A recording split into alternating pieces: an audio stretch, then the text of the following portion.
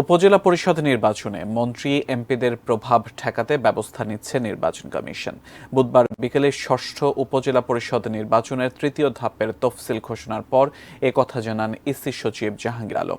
আগারগাঁওয়ে নির্বাচন কমিশন ভবনে আজ তৃতীয় ধাপের উপজেলা পরিষদ নির্বাচনের তফসিল নির্ধারণে বৈঠক করে নির্বাচন কমিশন।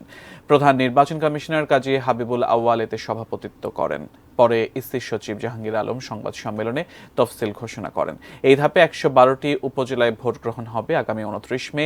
এর মধ্যে ২১টিতে ইভিএম এবং বাকিগুলোতে ব্যালট বাক্সে ভোট নেওয়ার কথা জানিয়েছে ইসি।